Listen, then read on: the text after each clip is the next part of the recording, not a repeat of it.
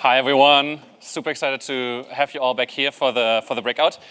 So again, I'm Marc, co-founder of Langfuse. Today's session will be like an introduction generally to Langfuse, the first 10 minutes with a longer demo because the demo this morning was very short. I was told I have 2.5 minutes to show the whole product.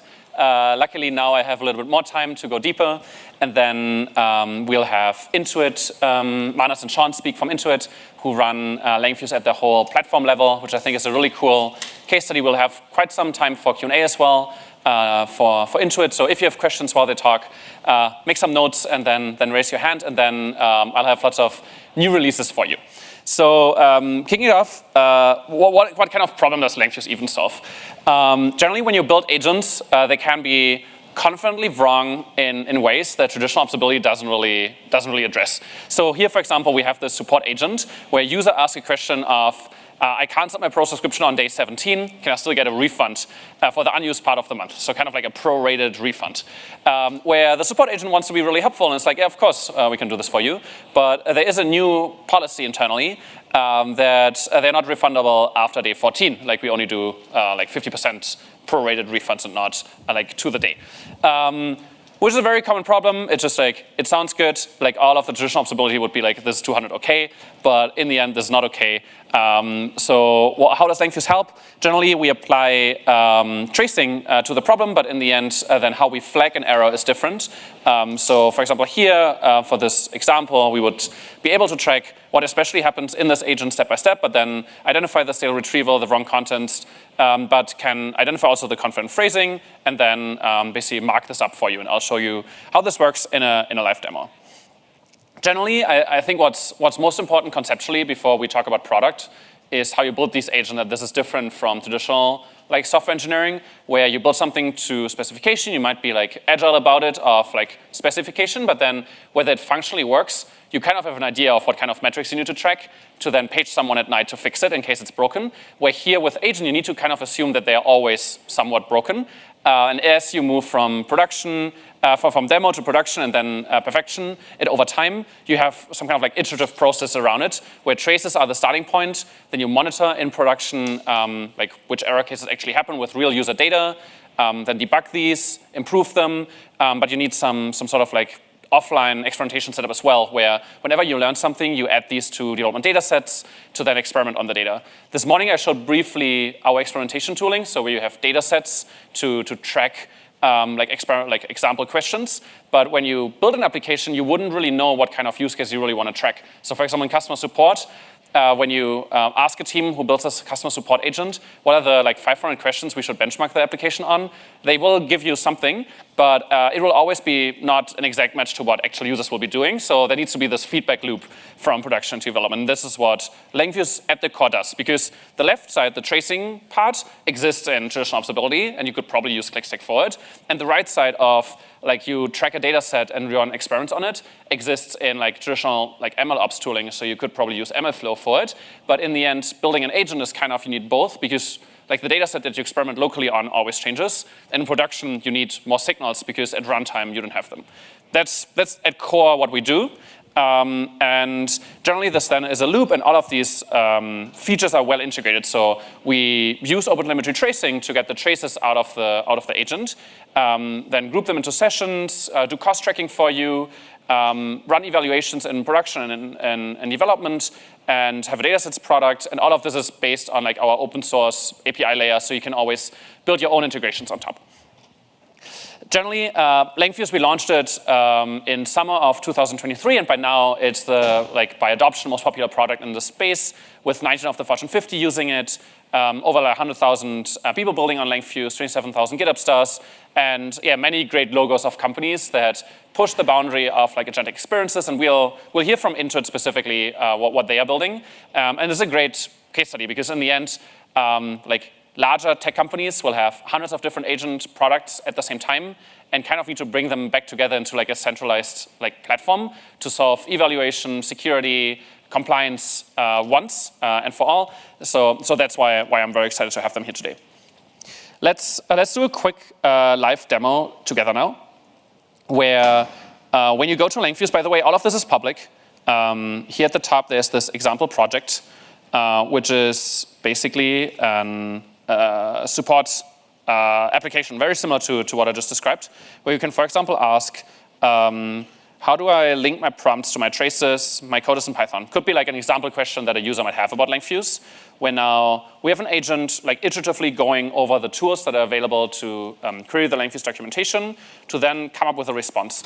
And this is already what's very common, where the control flow of the application is not set, meaning like the detail is in how the agent actually then used the different tools and reasoned about them. So this is like what's very new about building these applications compared to traditional software. And now, once it's concluded, we could, for example, add like explicit user feedback. But what our customers often do is not just track explicit user feedback, but also implicit feedback. So for example, if you suggest like a response in customer support to a human agent in their Zendesk Salesforce support ticketing, and that agent then actually takes the message and sends it out as is, like the distance between suggestion and what's actually sent out, that's a great metric to capture. And generally, I always encourage customers to like think about these implicit user feedback metrics, because in the end, in production, you need some kind of like reliable signal. And if there's something you can derive from customer interaction, that's great. Or you make like a checkout suggestion in a shopping assistant, and it actually gets checked out and bought, great feedback. Or we have a guide on how to measure, for example, customer dissent, where then maybe I'm like, oh, this all doesn't work.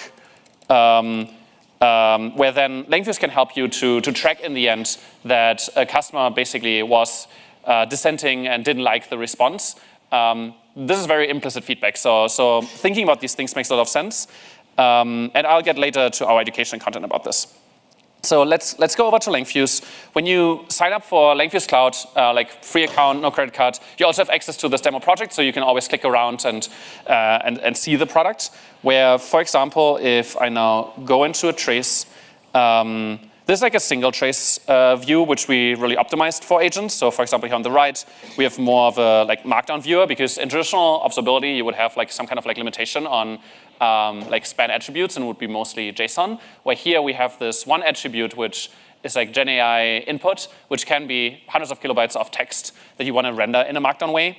Or for example, then when we look down here, the agent had tools available. So for example, get Langfuse docs overview, search the docs, or get a specific docs page, and used a single of these tools. So we have some like enhanced UI for tool discovery and which tool then was used.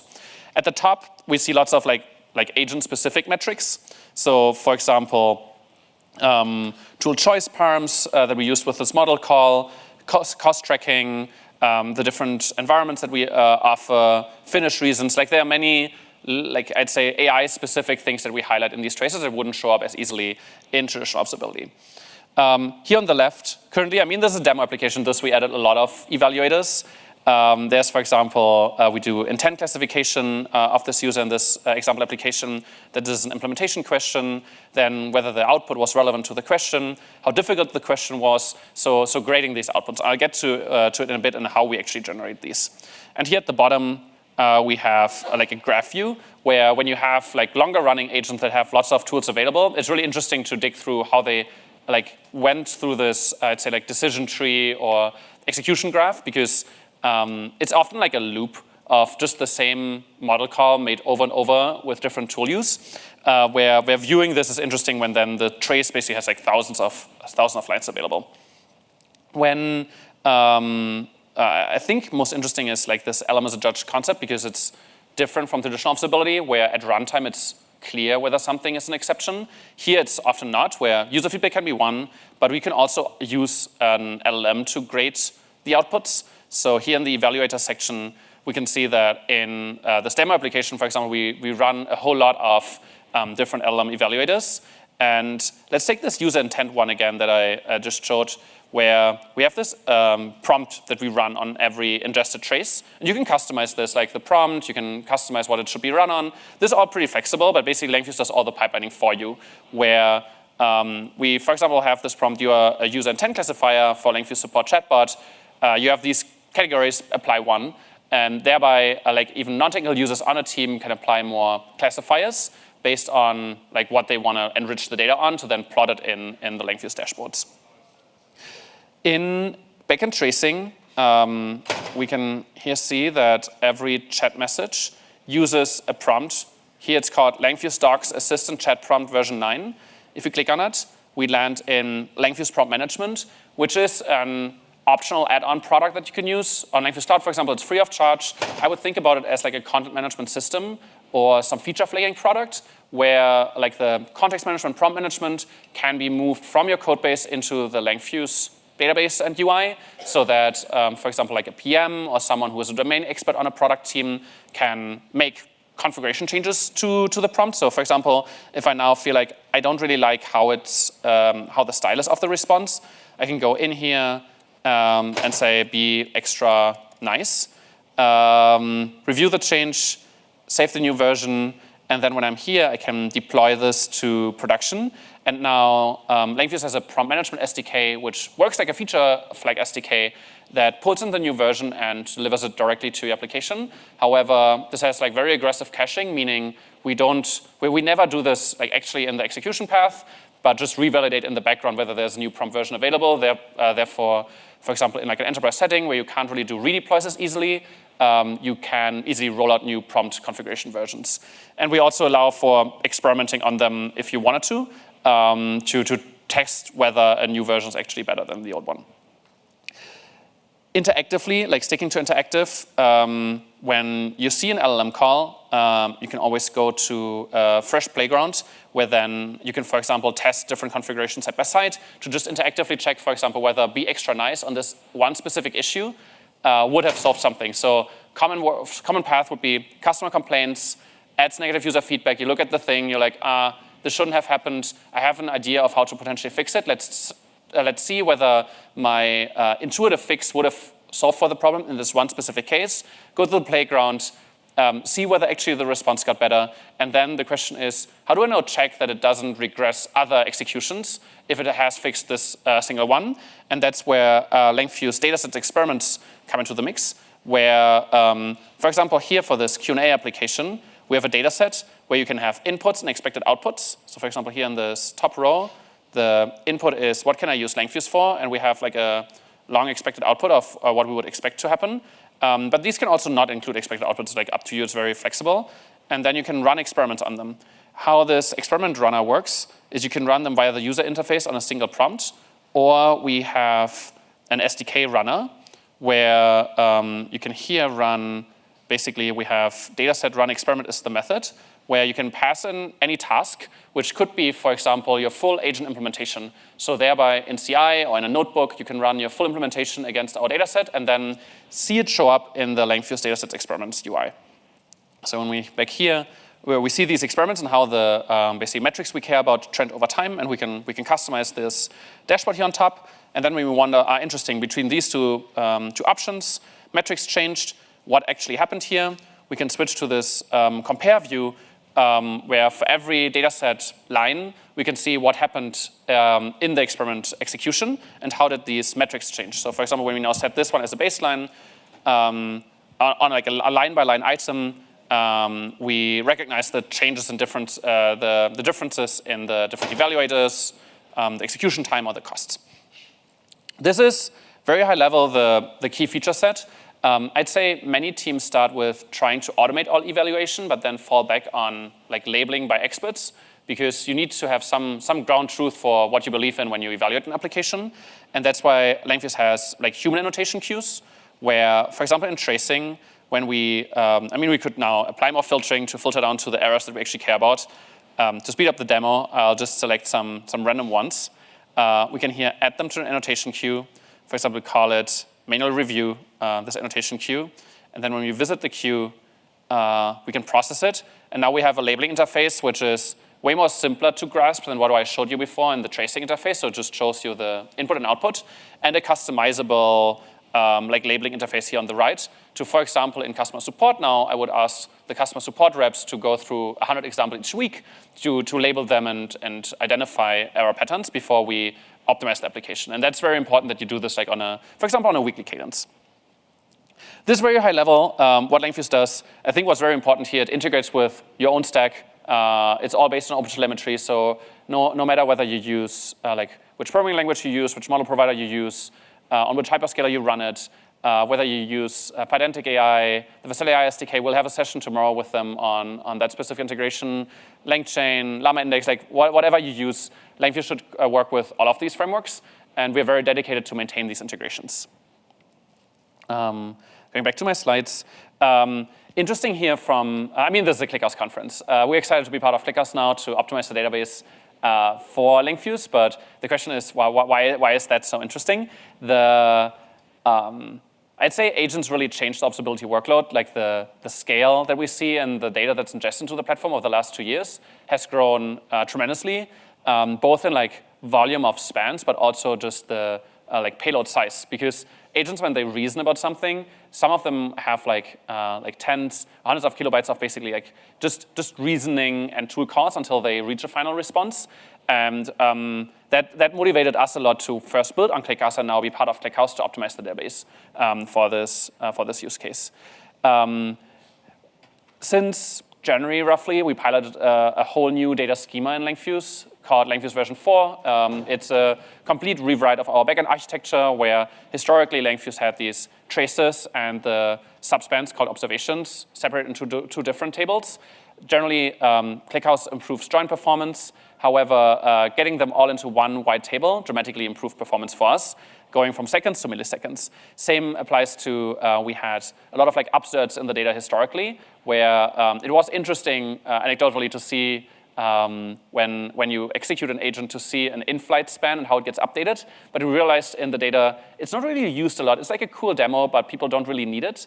And as we now killed upserts, and these are like mutable data forms, which required like replacing merge tree in ClickHouse, we skipped the whole deep duplication, we skipped the whole updates, and both of these changes together led to dramatic performance improvements, which are really important for our largest users. So yeah, I'm very excited for Sean and Manas to talk about it in a bit. Like these workloads scale a lot. Thus, these simplifications that we now made like reach a lot of like performance improvements. This is currently a cloud-only beta still, and will roll out to all self-hosting customers over the next weeks.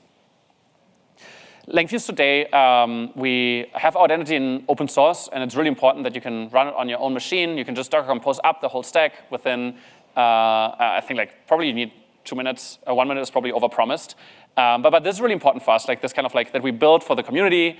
And if you have any feature request or something that's new, feel free to just raise a discussion with us on GitHub. And the whole team is extremely active. But also, since the beginning, as we launched open source, we had a lot of like bottom-up enterprise adoption. So like 19 of the Fortune 50, for example, users.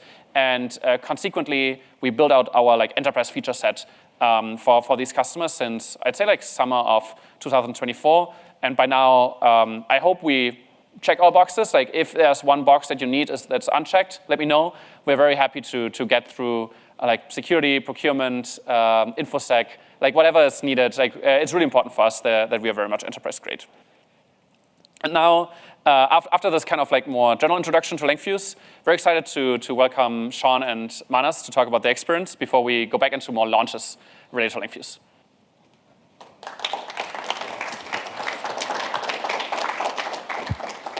All right. Hi, everyone.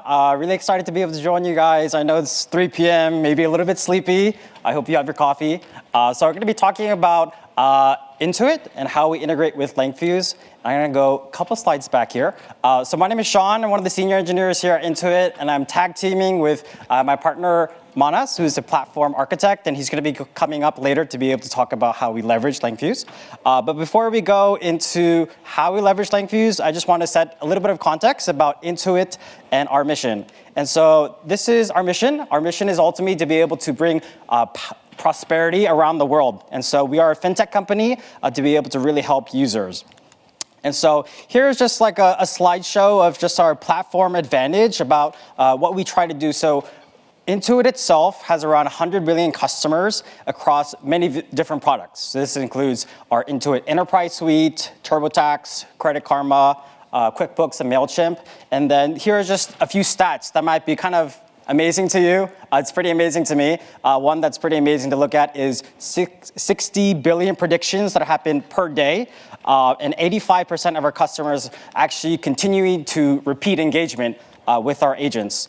And so I think one of the pretty important parts is the fact that our strategy is AI plus HI. So we have an extensive network of experts to be able to tap into, to be able to help augment any AI-powered solution as needed. And then over here are just some of the stats from our agents. And so one of our big bets is done-for-you experience. And so as part of our big bet, we've launched generative AI and agent-powered experiences across a lot of our products. And these are some stats from 6 months ago. And so just wanted to share a couple of those. And so one that's pretty amazing is tax season, ended a couple of months ago. I'm sure most of you guys did it. And so it was a really amazing time to be able to help our users to be able to make data entry automatic. And then within our QuickBooks sector, we have an accounting agent that's able to help people save 12 hours a month to be able to keep the books accurate and over 50 million transactions each week. And then we also have a business tax AI agent that's helping users to identify millions of dollars in transactions and deductions, And then we also have a payments agent that enables businesses using QuickBooks to be able to get paid 5 days faster on an average, and then 10% more likely to get paid in full. And then lastly, we also have a product support agent that now handles more than 100 billion questions, which is a pretty big magnitude to be able to consider. And so I know these are just stats and I'm saying these things, but I think like an image or a video is be able to perhaps a little bit better to be able to showcase our products. And so we're going to play a video on Intuit Intelligence.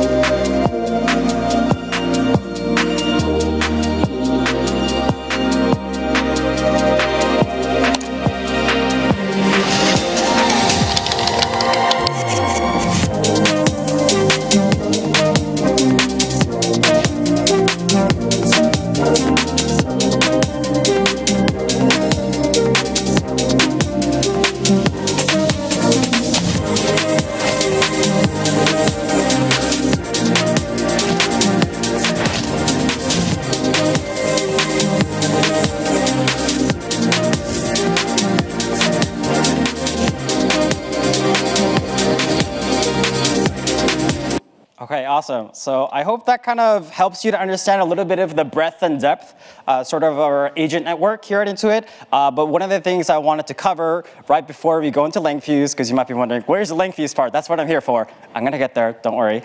So I have to talk about GenOS, which is our internal platform to be able to enable agent-driven development. So GenOS stands for Generative AI Operating System. So we started out as a platform for developing generative AI applications, and we've been keeping up with the times and also supporting agents. And so we have something called Agent Starter Kit, which is an internal framework within our company to be able to enable velocity, but then also enforce AI standards. Because there's many teams within our company, and so we need to be able to help enforce these standards at an enterprise level. And so we provide things like CI/CD toolchain for developing and managing agents in production with things like starter code, patterns, reference implementations, tracing, debugging tools, offline eval harness, and it helps to automatically register and deploy and set up these agents for A/B testing and online evaluation. And so we rely on open source agent harnesses and orchestration frameworks like LangGraph, but then at the same time, we want to make it flexible for teams to be able to actually adopt what they want to, as long as it's compatible with our control plane.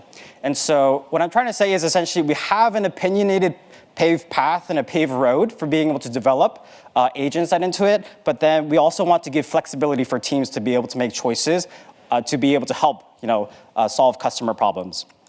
And then our GenOS is powered by something called Gen Runtime. And so this is a control plane which activates all the agents from the registries, providing them access to memory, tools, skills, and of course, LLM access with guardrails. And so this control plane is instrumented end-to-end to be able to enforce policies for access control, fair use, security, compliance, data governance, as well as responsible AI standards. And so we offer a variety of LLMs in various modalities, as well as access patterns to be able to help instrument things like security, risk, and fraud, because we're a financial company, and so we need to protect our customers at the end of the day.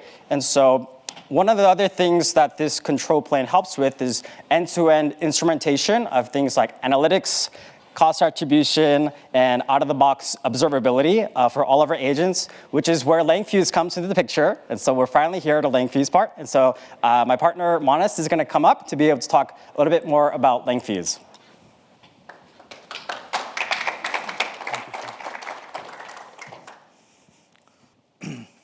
Thank you, Sean. Good afternoon.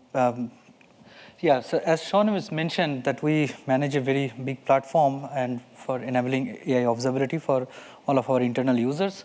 So when we started the journey around end of 2024, then there are some requirements like how we can enable tracing, evaluation, playground, experimentation, human annotation, and cost part across Intuit, how we can enable this thing as a pay path for all of our internal BU teams so that each team doesn't need to deal with same thing again and again. We can manage these things and all of our teams can use this particular feature. So one of the requirements from our security was we cannot use a SaaS offering as is because we deal with a lot of financial data. We cannot store the data on the vendors' managed clouds, right? So we had a special requirement of having a self-hosted part. So when we are exploring various products, Langfuse came up very prominently. It is open source, and it was very easy that time to host Langfuse in a self-hosted fashion. So if you see, this is a typical LLM app lifecycle that we follow at Intuit. It's very typical, build, evaluate, deploy. We start with a golden data set. It is like 50 to 100 prompts, either we generate synthetically. In most cases, we curate it from production. Then we do thorough error analysis to figure out what all blind spot my current agent has. And then we think about, okay, how we'll be building judges, be it code judge or LLM as judge. Finally, we see, as Sean mentioned, that we have a pay path for agent development. We call it Agent Starter Kit. So there is a opinionated GitHub over there. Developers basically add their final version of agent, golden dataset, and judges. So we commit it in a different PR branch, and whenever CI pipeline runs, we run basically the entire regression test, the evaluation dataset, the offline eval. And if everything goes well, then we deploy the agent in the productions. So this is a typical flow. And when the application is deployed in productions, then the other flow starts, that is basically triaging, improving, and closing the loop. So production monitoring, either it starts as we configure a batch job for production monitoring. We don't do this thing in real time. For some use cases we do, but mostly it is a mini batch. We sample production traces. So either product managers or even developers, they proactively do some kind of monitoring, or whenever there is a score gets below a threshold, then an alert gets triggered, and that is when we get into this triaging process. So first part of the triaging is basically human evaluations. We see that the new failure that happened, it is some of the known failures that we have seen during the development phase, or it is totally new. So to understand if it is new or not, we get into this prod analysis again to see what are the different failure modes, what all things we didn't see during the development process. And based on that, we basically fine-tune our judges again, expand the vocabulary of the failure modes, and create new judges if required. And based on that, we update our eval artifacts, which are basically fine-tuned judges. And if we know what are the error, what are the specific issues, then we basically update the agent code, and that takes us to the block 3, which is again build phase. We again run the eval, and we run CI pipeline. So in this typical flow, in the next slide, if you see, Langfuse is everywhere kind of thing. We start with preparation dataset, as Marc was showing. Like we leverage the dataset concepts, which is very powerful. Then for error analysis, we use annotations queue. Very recently, Langfuse team actually enabled something called a text type of annotations queue score config, which was really helpful for adding freeform text. And then we build judges. That is where also we use dataset. In the CI pipeline, we use the run experiment method, which Marc was showing earlier. It is there in the Python SDK, which is really powerful. We use the Langfuse dataset and run experiment with custom judges. And after that, when it is deployed, then basically we, as long as Langfuse instrumentation is there, we capture the sessions, traces, and observations. Same thing in the second flow. If you see in the production monitoring part, we use a method called run batch eval. So basically the only difference between run experiment and run batch eval is the first one works on top of dataset, the second one works on top of production traces. Then session, observation, dataset, again run experiment. So Langfuse is kind of integral part of our internal ecosystem. It really works well, and in many cases we are trying to optimize some of the things using coding agents. I will cover more about this thing in the next slides. So before going to that coding agent parts, I want to emphasize on this part. We have been working very closely with Langfuse team. It has been a great partnership. So there are many optimizations we did, but these are the 5 which are very, very important for us. One of the things we can talk about more about this Redis optimizations. Very recently, we got the Langfuse skill and CLIs. Using that, we can enable the coding agents to perform various automated work. Custom header while calling the enterprise LLM gateway. We don't call the vendor provided LLMs directly. We call it via our enterprise proxy, and we have our custom header. So from the Langfuse UI, we can inject these custom headers so that it works via the proxy.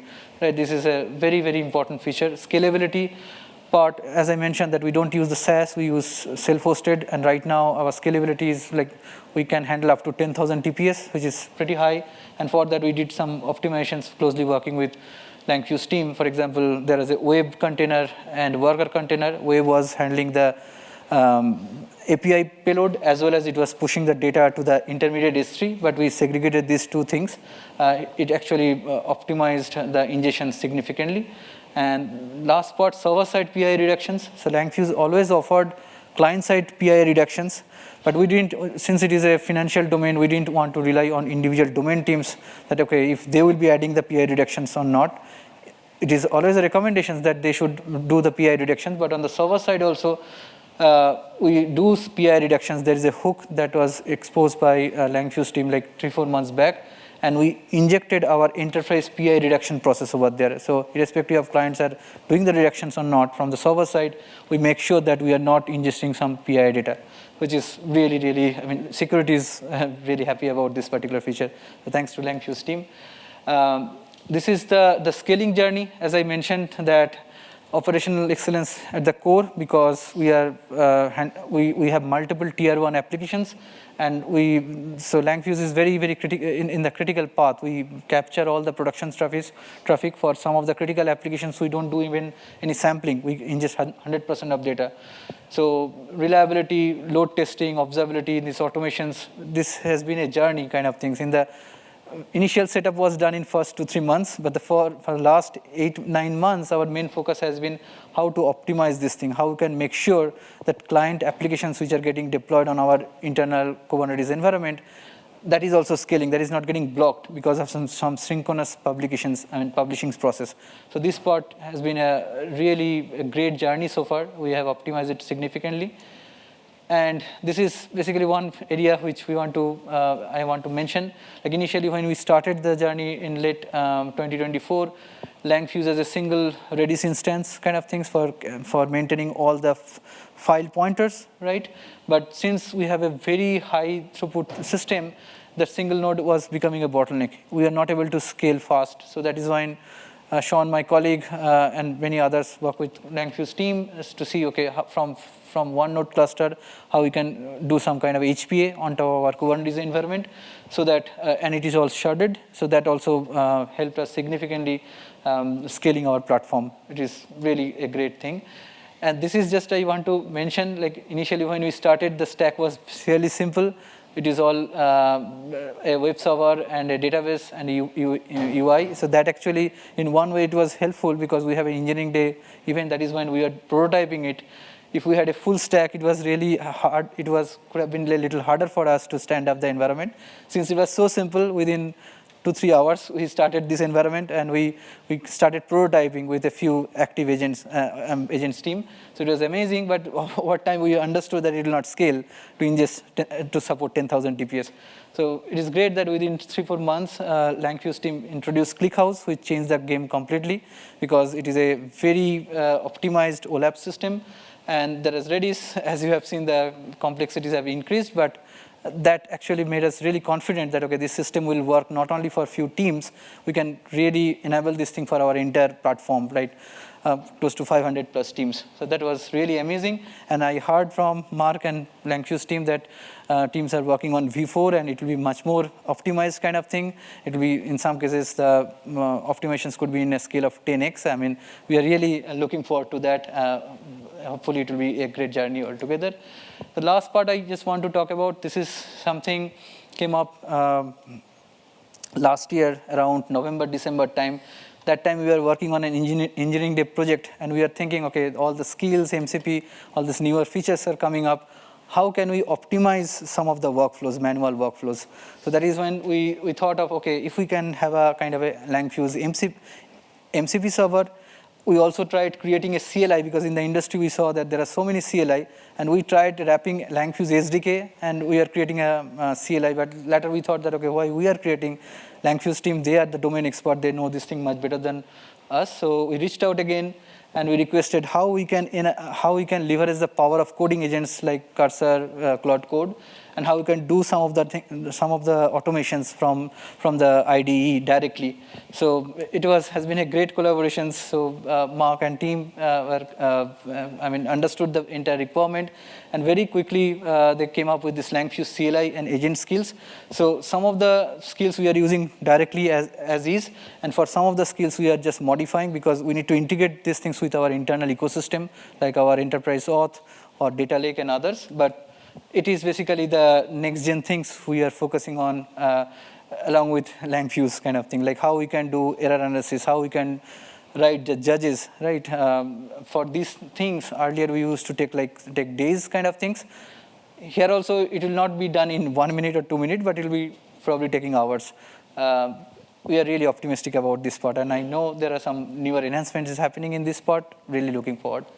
With that said, it completes our presentations. And the end, I really want to thank you, Marc, Hasib, Clement, and the entire Langfuse team for these amazing collaborations. I mean, without them, we couldn't go this faster. So thank you again. Yeah.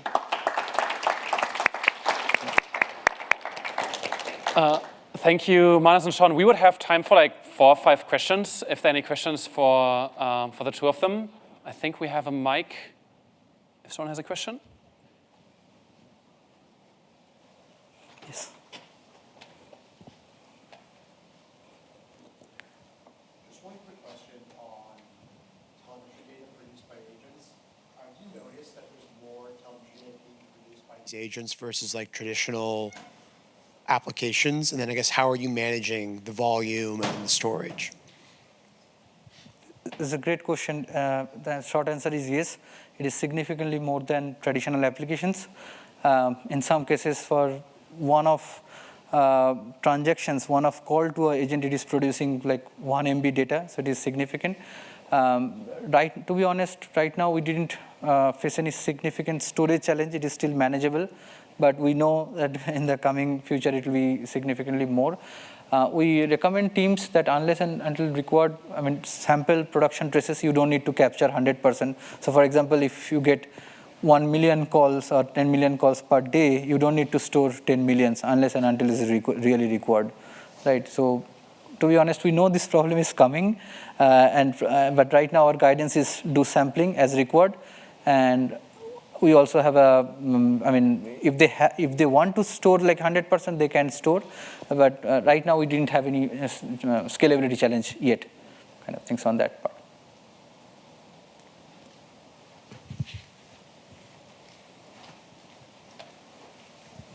How do you perform evaluations when you do either changing the model or like version upgrade? Let's say one model versus another model, or maybe the complete family change of the model without touching your existing tool call or API.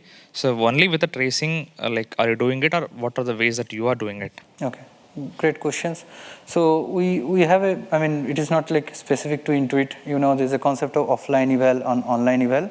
So when we publish an agent, we make sure that that is of highest quality, right? So we have a golden data set. We make sure that data that we are using as a golden data, that is really representative data, right? It is not possible to have 100% coverage for sure, but we try our best that if there is an existing production applications, from there we cluster, and from each cluster we try to curate representative data. So we try to optimize over there.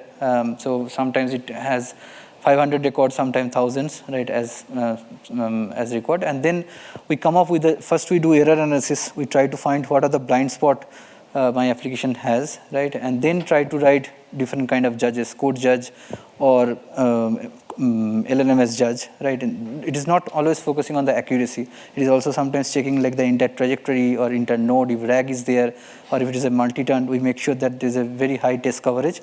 Those are the things we add as part of the CI code, right? So it is similar to integration test, but not exactly. It is, we make sure that next time, whenever we'll be doing some improvement on that agent, it just works as a regressions kind of things, like any new changes in the system prompt or model or new tools, we make sure that existing regression is not breaking, right? And if it is something significantly new, we make sure that we expand the unit test coverage basically, or the offline eval. So that actually gives us confidence that, okay, whatever we are shipping, that is of highest quality. And on top of that, we also proactively do some kind of production monitoring.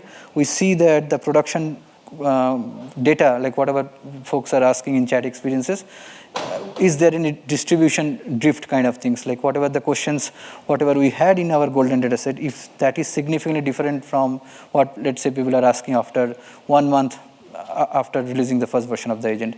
So that it is a continuous loophole, it is not a one-time job. So we try to be on top of these things to make sure it is up to date. Okay, thanks. Yeah.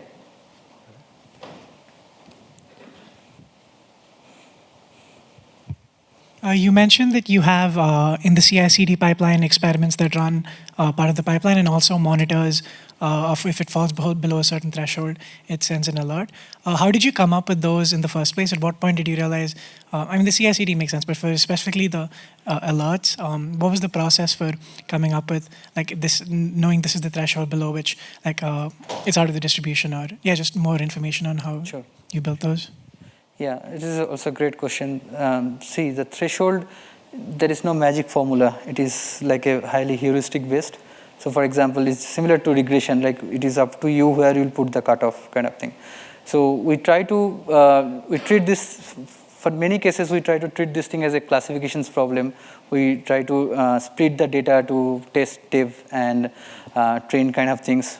After optimizing our prompt or the setup, we try this thing in the validation part, and then we, before releasing it to the production, we try to check like what is the true, false negative, and false positive rate kind of thing. We try to optimize over there, and based on that, we try to optimize it as much as possible. After a certain point, it reaches to a saturation level where you cannot optimize it further. So that is when we, based on the heuristics, we try to set up that cutoff. Right, and that is when we also try to do some kind of calibration of the judges. Like, okay, I know that my judge is not 100% perfect, right? There are some issues, especially the LLMS judge, because sometimes it fluctuates. So whenever in productions also, we try to apply the same set of judges. We make sure that we are doing that adjustment, like whatever we have seen in the dev set.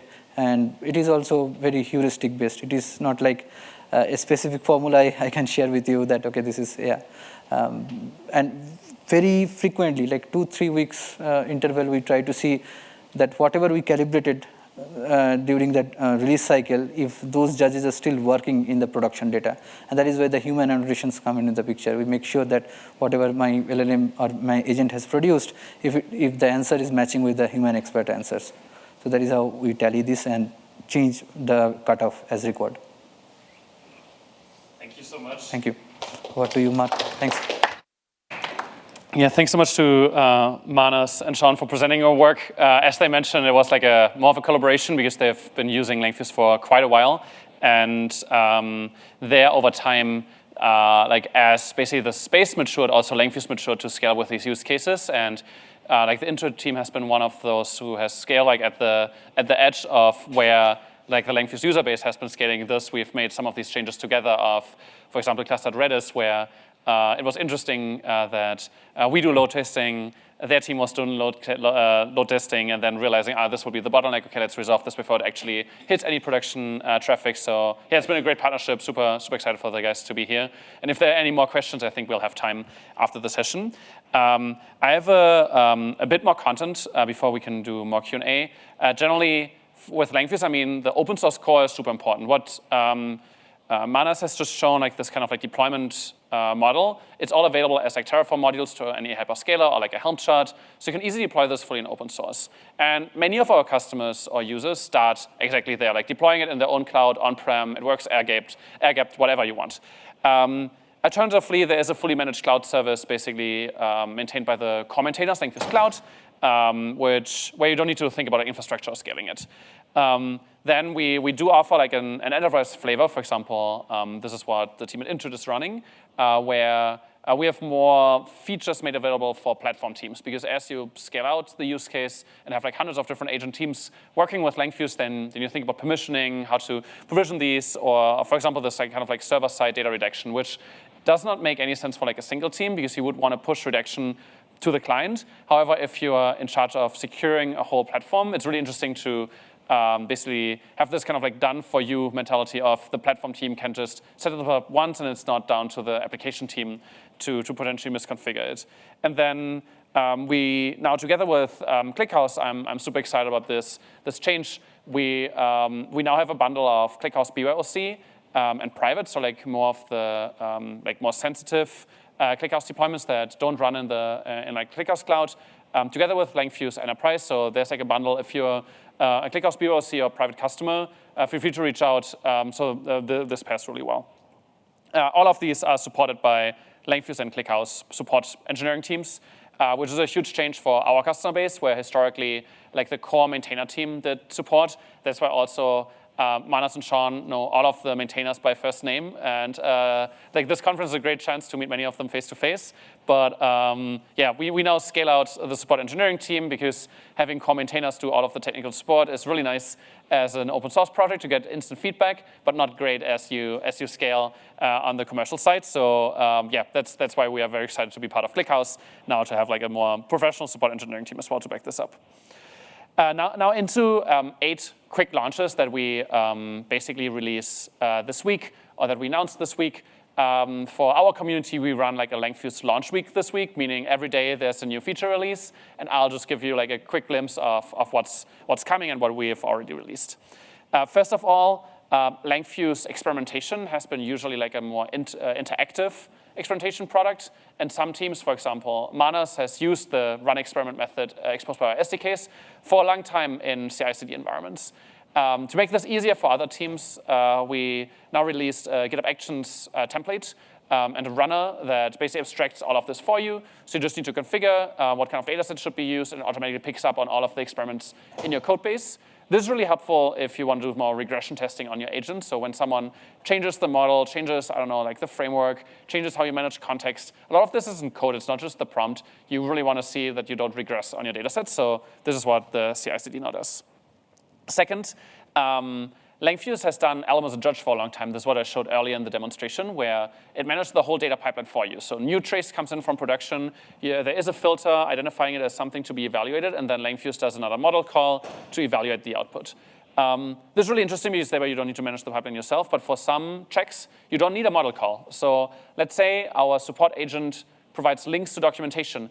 Sometimes it hallucinates links that are not even available, or that are like in an old sitemap.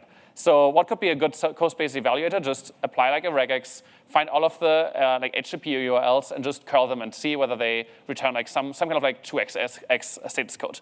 This is now really easy because there's code-based evaluators in Langfuse now.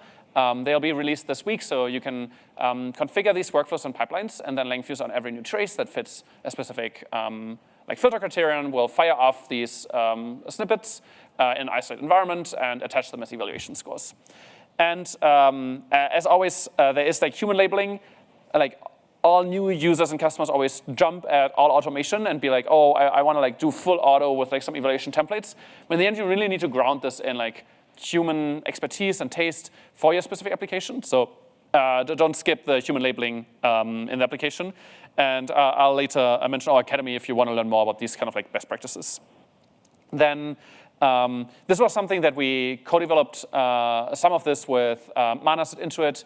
So our skills package is greatly increased and enhanced because in the end, Langfuse is a data platform that tracks the traces and like evaluations of your agent system. But then every week, usually these application teams need to follow some practices of like looking at new data, deriving new hypotheses, like implementing them, seeing whether these yield the like speed, performance, cost improvement, and then keep it going in that cadence. But we now build skills for each of these workflow steps in a hope that you can fully automate this. And some of our customers use basically run Cloud Code on the thing and just be like, improve the agent. And based on the skills, it does meaningful work. Currently, this is, I'd say, more of a bleeding edge experience in Langfuse. Over the course of the next weeks and months, you'll see us like launch more in-app experiences targeted at this as well. That's where the in-app agent now also comes in. It'll probably be available in public preview next week. Where basically you don't need to call the skills yourself or have this whole agent set up in your own environment, but you can use it directly within Langfuse. So for example, if you wonder why a change happened in a metric, you can directly ask the agent to provide the response. Or for example, what I find really exciting is that workflows like I want to create a synthetic data set off of production traces. Historically, like in like traditional software, it's really difficult to basically make this work if the trace shape is different from tenant to tenant in Langfuse. But now as an agent basically runs this whole workflow, it just needs a button in app that basically is like, oh, I create a new data set. Oh, it's empty. I want synthetic data. I click on, I create synthetic data, and then like just an agent will run in app to do the whole process and walk you through it and ask follow-up questions. Then this dropped today. So based on all of the full-text search improvements that ClickHouse released, we now basically adapted our full-text search, which initially worked around limitations in ClickHouse, to now use the native full-text search capabilities. So many queries that historically on like large look-back windows took like 20, 30 seconds if you have a lot of data, now complete in like less than a second. So I'm really excited about this kind of search functionality because in the end, if you see a user and they, I don't know, they ask about a refund policy, just seeing all of the other refunds without needing to label them ex ante, but just be able to search is really exciting. And also agents do a lot of search. So when looking at how agents use the Langfuse MCP server and CLI, they like to search to find related data. So that's much faster now. Then one feature that we pushed out quite a bit, because in the end, like offering alerts on like terabyte and petabyte scale data can be difficult to scale. So now with Langfuse version 4 that I just mentioned earlier, we can now also release alerting on production data. So this is available. This will release on Friday. So you can set up alerts to be, for example, when customer feedback slips and you want to get a Slack push for it, that's all available by now as well.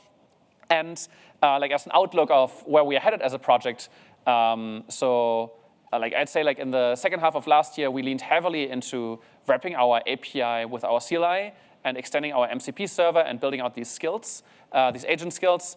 Now we release the in-app agent, so that brings all of these agent skills again into the product service, because it shouldn't just work for engineers, it should also work for PMs or people that are not in like Cloud Code all day. And then where we are headed is more of like an orchestrator where like when you enter Langfuse and you connect your like agent application, just like give it access to GitHub, that Langfuse automatically adds tracing to it, makes suggestions, sees errors in the data, and it's like, hey, Mark, like if you want to spend time on this, I really need these 100 traces labeled, these 100 specific ones, because they might be interesting outliers. And once you do this, scale this out by almost a judge, make code suggestions based off this. So this is where Langfuse is going, so really leaning into this agentic experience.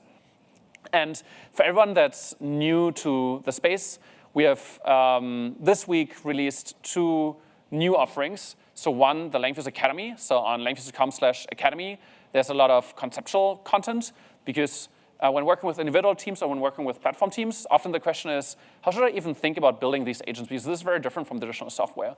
So the Langfuse Academy guides you through this concept of building in this iterative learning loop of seeing what works, monitoring it, like deriving hypotheses, making these changes. So that's the Academy. And then when you're new to Langfuse, because I mean, there's a ClickHouse conference, some of you might have not have used Langfuse before. The workshop is like a self-paced way of exploring all features with like an example application. You can just clone a repository, and there are like many checkpoints. So if you skip a session, no worries, you can just pick the right checkpoint. We ran it yesterday on the like open house workshop day for the first time. It was really exciting, and if you have any feedback, feel free to always like reach out to us via GitHub. But these are the two main learning offerings for you. So yeah, that's it from our side. I think these are the two main callouts. Many of the maintainers, myself, we are out there at the booth for the rest of the event. And if you want to learn more about the instrumentation side of things, Hasib, who leads, where's Hasib? Perfect. Hasib is basically a founding engineer at Langfuse, joined us very early on and built out many of the like SDKs and integration experiences. And if you're excited about like the instrumentation side of like the GenAI and semantic conventions in OpenTelemetry and how we built these, he'll have a session tomorrow together with Vassal, because Vassal with the AI SDK, that's basically the most popular like agent library or framework for the TypeScript ecosystem. And they'll talk about the latest releases for that integration. But I think it's just like an interesting tidbit of how these integrations work. And we have, I think, like 50 or 100 more of them for all sorts of frameworks and libraries that you might care about. Yeah. If you have any questions, we have more time now. But also, I think the main talks here start in 2 minutes. So like our team is out there at this question demo booth. So feel free to just always drop by. Happy to help with any questions you have. Thank you.